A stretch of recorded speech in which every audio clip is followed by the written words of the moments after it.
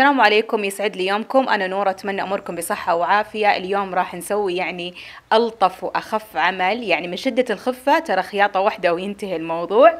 تقدرون تسوونها بالحجم اللي أنتم تبونه. أنا هنا سويتها القاعدة كوب. راح أستخدم القطع اللي تجي جاهزة مقصوصة، الشارم باك 5 إنش، تجي فيها 42 قطعة، بس ممكن أن أنتم تقصونها 12 سنتي في 12 سنتي أو أي حجم أنتم راغبينه. العمل حلو، ممكن تستخدمين القصاصات وشوي انه ياخذ اقمشة. راح احتاج 5 قطع، 4 للواجهة والخامسة للخلفية. راح الخلفية نحطها شوي على جنب، وبعدها راح ناخذ ال5 قطع، راح نثنيها للمنتصف بحيث ان الوجه الصحيح مقابل لنا. وانا هنا صراحة خطوة الكوي جدا مهمة عشان تثبت معانا القطعة ولا عاد تتحرك اثناء ما احنا نخيطها، كذا كأنها تكبسها من قلب.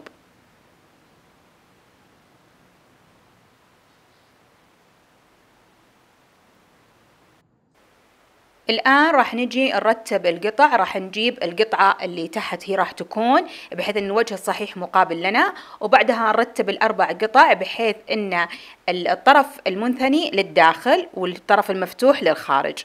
بعدها نرتبها كأنها نسيج، راح كأنها نحيكها. حطيت أنا اللي فيها نقشتين خفيفة مقابل البعض، وبعدها رفعت القطعة اللي فوق. أتوقع واضحة شلون إن أنت تدخلينها في بعض، تسوينها زي النسيج عشان تطلع 4 مربعات، كل مربع شكل قماش. أهم شيء تنتبهون له إنكم لما ترتبونها تكون كل الأطراف بجنب بعض، مرة مستقيمة، بحيث إنها ما تميل معاكم ولا تصغر القطعة. بعد ما نتأكد إنه مرة مضبوطة، نثبتها بدبابيس بس ما نكثر، عشان كل ما كثرت الدبابيس كل ما تميل أصلا القطعة معانا، فدبوس في كل مربع كفاية.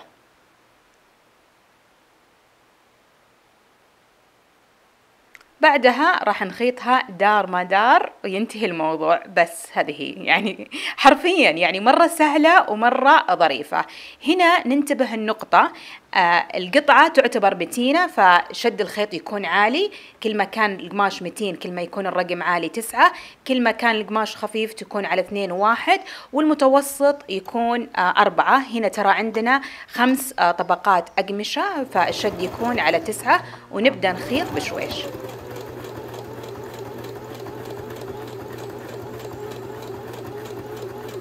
أحب إذا وصلت للزاوية أخلي الإبرة جوا المكينة، أرفع الدواسة، أقلب القطعة ألف بها، أنزل الدواسة بحيث طرف الدواسة مع طرف القماش، وأرجع أخيط.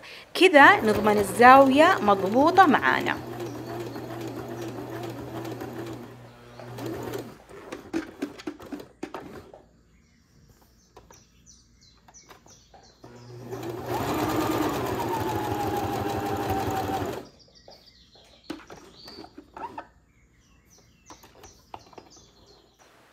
شايفين كيف الخياطة نظيفة والزاوية مضبوطة؟ هذه عشان شد الخيط وعشان نخيط بشويش. دايما انتبهوا لهالأمور. هذه هي القطعة من قدام، حلو شكلها، من وراء أصلا مقلوبة، فيها شوي ميلان لأن زي ما قلت لكم 5 طبقات، فممكن شوي تميل معاكم ولازم نخيط بشويش. نجي نقص الأطراف عشان لما نقلب القطعة ما يكون في الزوايا متكرمش معانا. وبعدها نقلب القطعة مرة، بس هذه هي مرة سهلة. ليش يميزها ان القماش يكون فيها شوي كثير؟ عشان تعطيها متانة وتكون راكزة اكثر. طبعا نقدر احنا ننفذ مشابه الفكرة بطرق كثيرة، بس حسيت ان هذه مرة سهلة. عروبة لما شافتني اسويها قالت ماما كأن هذا مخبأ سري تقدرين تحطين فيه رسالة، بس اتوقع لو بحط فيه رسالة بنساها. مرة جميلة، ممكن نسويها بأحجام مختلفة. تنفع مرة تنفع هدايا، سواء تحطينها 2 سواء 1. هنا سويتها كبيرة، ممكن تكون قاعدة للقدور أو للصحون على سفرة أو على فازة، مرة أو في ركن كفي. مرة بتطلع صراحة جميلة، وبتعتمد على الألوان اللي بتسوينها. هنا حبيت اني اجرب اني لو بهديها لاحد كيف بيكون شكلها. جبت شريطة بيج وربطتها فيها، طلعت مرة ظريفة لدرجة اني خلاص ما ابغى افكها، ابغاها كذا تكون على مكتبي.